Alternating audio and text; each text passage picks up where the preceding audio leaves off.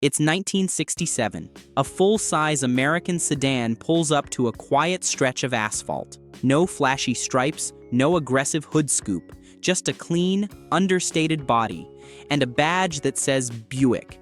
The driver revs the engine once, deep, smooth, almost refined. Then he floors it. The rear tires light up, the car lunges forward like it weighs nothing, and within seconds, this luxury cruiser is outrunning cars that were supposed to be faster, lighter, and far more famous. Most people have no idea what just happened, because under that hood was something almost nobody talks about today, the Buick 430 V8. And what almost nobody knows is this engine wasn't just powerful, it was dangerously underrated. So why did it disappear from the spotlight? And how did it quietly become one of the most impressive big blocks of its time? To understand that, you have to go back to a moment when American horsepower was exploding and every brand was fighting for dominance. In the mid-1960s, the horsepower wars were at their peak. Ford Motor Company had the 427 FE. General Motors divisions were pushing out monsters like the Chevrolet 396 and 427. And over at Chrysler, the HEMI was rewriting what people thought was possible. Every month, it seemed like someone was pushing the boundaries further. More displacement, higher compression, wilder cam profiles. The magazines couldn't keep up with the announcements. Dealerships were flooded with young buyers wanting the fastest thing on the lot. It was chaos. Beautiful, loud, tire-smoking chaos. But Buick had a reputation to protect. They weren't supposed to build wild, aggressive performance engines. Buick was about comfort, smoothness, quiet power. Their customers wanted torque, not chaos. This was the brand your father drove, the brand your uncle bragged about because it meant he'd made it in life. Buick owners weren't drag racing on Saturday nights. They were cruising to the country club, taking long highway trips with the family, arriving at dinner parties in style. When you pulled up in a Buick, people didn't think fast. They thought successful. They thought reliable. They thought sophisticated. Performance wasn't part of the conversation, at least not publicly, but internally, something was changing. Engineers at Buick were watching the muscle car boom take over. They saw what Pontiac was doing with the GTO. They saw Chevy's dominance in racing. They watched Plymouth and Dodge absolutely tear up the streets with their HEMI-powered monsters. And they knew, if Buick didn't respond, they'd be left behind. Because the younger generation didn't care about legacy. They cared about speed. Raw, unfiltered, neck-snapping speed. And if Buick wanted to stay relevant in this new era, they needed to deliver. The marketing department was hesitant. The executives were nervous, but the engineers, they were ready. They'd been waiting for this moment. They had ideas. They had designs sitting in filing cabinets. They just needed the green light, so they made a decision. They would build a big block, but it wouldn't be loud, it wouldn't be crude, and it definitely wouldn't feel like a typical muscle car engine. It would be something different. Something that embodied the Buick philosophy while still delivering the kind of performance that could compete. That project became the Buick 430. On paper, it looked impressive, but not outrageous. With a 4.1875-inch bore and a 3.90-inch stroke, the engine displaced exactly 430 cubic inches, about 7.0 liters. It ran a relatively high 10.25.1 compression ratio for the time, especially for a luxury-oriented engine. The engineering team didn't just scale up an existing design, they went back to the drawing board. They studied airflow dynamics. They analyzed weight distribution across the entire engine. They obsessed over harmonics and vibration. They tested different casting techniques. They looked at metallurgy reports for hours. Because at Buick, the experience mattered just as much as the numbers. The block itself was a masterpiece of engineering for its time. Using thin-wall casting techniques that were still relatively new in the industry, they created something that shouldn't have been possible. A big block that didn't weigh like a big block. Every ounce mattered. Every curve was calculated. Every dimension was intentional. Officially, Buick rated it at 360 horsepower at 5,000 RPM. But here's where things get interesting. Torque. A massive 475 lb-ft at just 2,800 RPM. That number alone told a completely different story, because while other engines chased high RPM horsepower, the 430 delivered brutal, instant torque right off idle. You barely had to press the throttle, and the car would surge forward. It didn't scream, it shoved, and that changed everything. Think about what that means in real driving. You're sitting at a stoplight. The guy next to you is revving his small block, itching for a race. His engine is loud, aggressive, everyone can hear it. The light turns green. You don't slam the gas, you don't need to. You just press down smoothly, deliberately, and suddenly you're 3 car lengths ahead before he even gets through first gear. No drama, no wheel spin, no fighting the steering wheel, just pure, unstoppable momentum. It was the kind of power that felt effortless. The kind that made passengers nervous because the speedometer was climbing fast, but everything felt so calm, so controlled, so refined. But there was a problem. Nobody took it seriously. You see, the 430 wasn't launched in a lightweight muscle car. It debuted in full-size Buicks like the Wildcat, Electra, and Riviera. Big cars, heavy cars, luxury cars. These weren't the vehicles showing up at drag strips on Saturday nights. They were the cars sitting in driveways of suburban neighborhoods, the cars driven by successful businessmen. The cars your grandmother felt safe in, the cars dentists bought, the cars lawyers drove to court. To most enthusiasts, that meant one thing: not a performance engine. And that assumption would become the 430's biggest curse, because under the surface, this engine was hiding something. The Buick 430 used a thin wall casting design. That meant the block was significantly lighter than many competing big blocks. In fact, compared to engines like the Chevy 427 or Ford 428, the Buick was often over 100 pounds lighter. That's not a small difference. That's the kind of weight savings that changes how a car accelerates, how it handles, how it feels through every corner. Weight was always the enemy. Every engineer knew it. Newton's laws don't care about displacement or horsepower. They care about mass and force. But most big blocks were designed for maximum strength first, and weight came second. Thick block walls, heavy castings, overbuilt components. The 430 flipped that priority. It was engineered to be strong enough, but no heavier than necessary. Advanced metallurgy for the time allowed them to shave material from the block walls without sacrificing durability. They studied stress points. They reinforced where needed and trimmed where possible. The result was an engine that delivered big block torque with something closer to small block weight. And that advantage showed up everywhere. Weight distribution was better. The front end didn't sag. Handling was more responsive than it had any right to be in a car that size. And then there was the torque curve. Instead of peaking high in the rev range, the 430 delivered most of its power down low. That made it incredibly responsive in real-world driving. Stoplight to stoplight, it was devastating.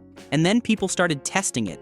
In stock form, full-size Buicks equipped with the 430 were running quarter-mile times in the mid-14-second range. That might not sound insane today, but remember, these were 4,200-pound luxury cars with plush interiors, full sound deadening, heavy chrome bumpers, power everything, air conditioning running, the spare tire still in the trunk. These weren't stripped-down race cars. They weren't gutted weekend warriors. They were living rooms on wheels, and they were running 14s. Magazine testers were surprised. They'd show up expecting a comfortable cruiser and leave with quarter-mile slips that told a different story.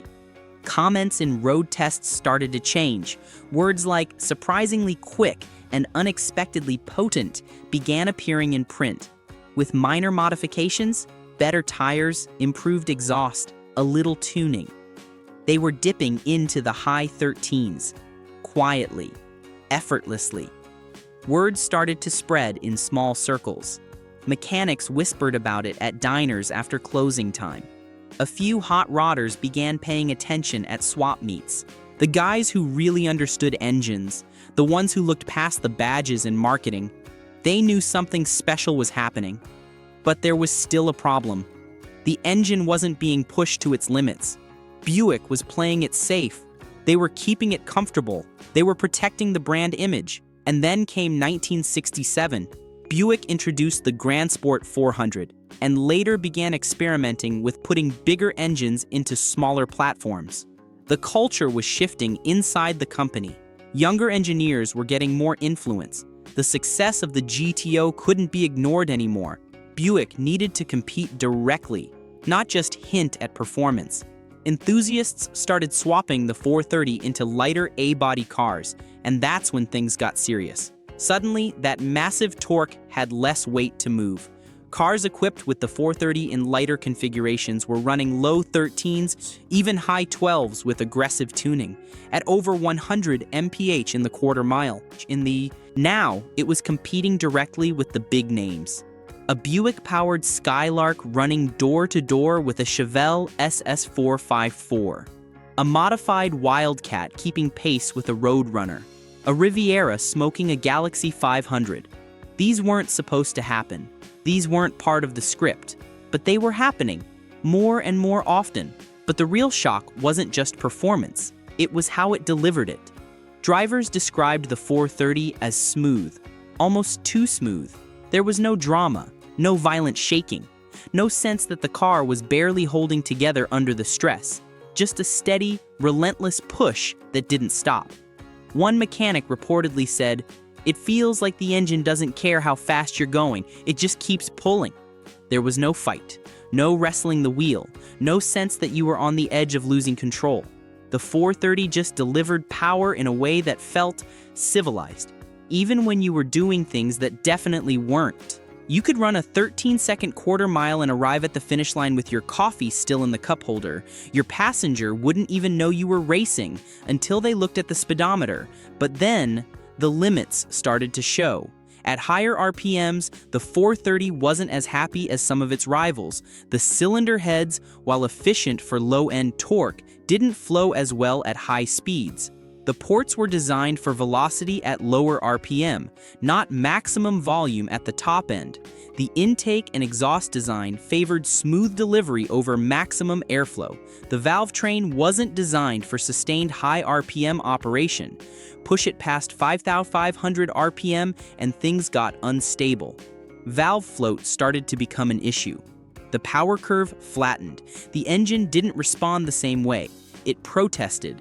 The camshaft profile was conservative by muscle car standards. It prioritized drivability and smoothness over peak horsepower. That meant less overlap, less duration, less top-end rush. In simple terms, it wasn't built to scream at 6,500 RPM. It was built to dominate at 3,000. And for some racers, that was a problem, because in competitive environments, high revving power often wins.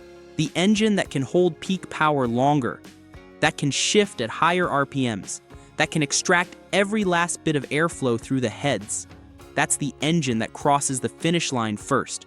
On a road course where you're constantly in the power band, the 430's low-end grunt was an advantage.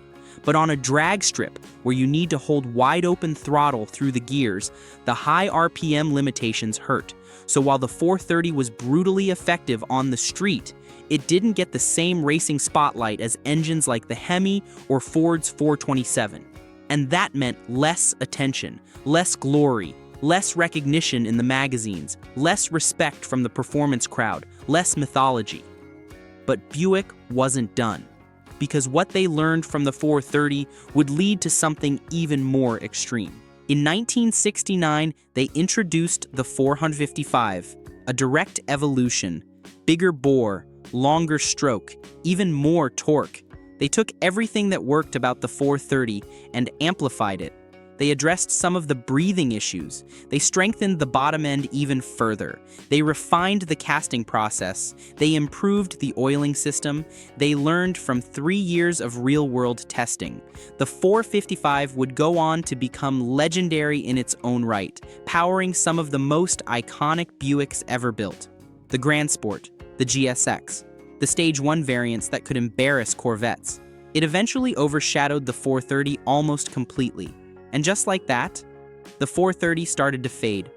Production numbers weren't huge to begin with. It was only produced from 1967 to 1969. A short window, a brief moment in time. 3 years and then it was gone. And because it lived in the shadow of both its competitors and its own successor, it was forgotten. But here's the thing.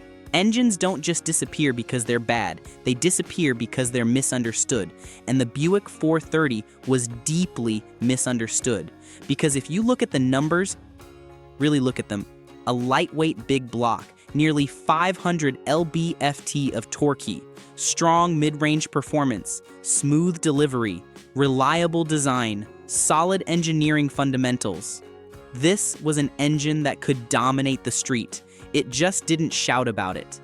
And maybe that was the problem. It didn't have the marketing hype of a HEMI. It didn't have the racing pedigree of a Ford 427. It didn't live in the most iconic muscle cars of the era.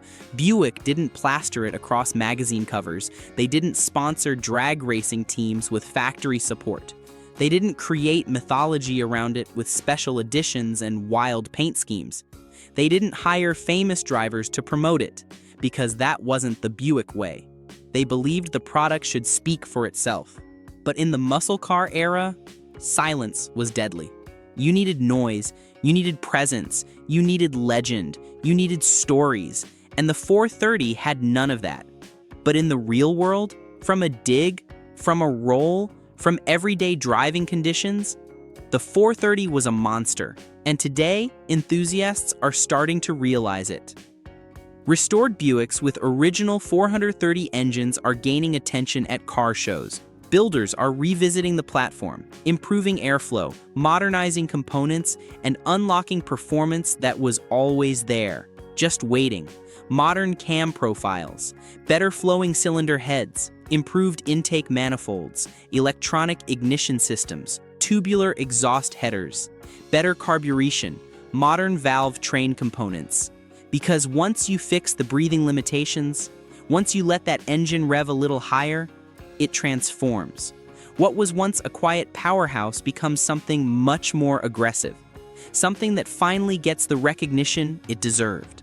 Online forums are filled with build threads, dyno sheets showing 500, 550, even 600 horsepower from naturally aspirated 430 builds, quarter-mile times that make people do double takes, videos of highway pulls that shouldn't be possible from an engine this old, because the foundation was always solid. It just needed someone to believe in it. In the end, the Buick 430 V8 didn't fail. It just lived in the wrong spotlight. It was too refined for the muscle car crowd and too powerful for the luxury world to fully appreciate. But that combination, that's exactly what makes it special. It didn't need to scream to prove anything. It just needed one open road and a driver brave enough to push the pedal down. If you enjoyed this deep dive into one of the most overlooked engines in American history, let me know what you want to see next. Another forgotten V8, a legendary rivalry, or a hidden gem that deserves its moment. And if you think you know muscle cars, trust me, there's always another story waiting under the hood.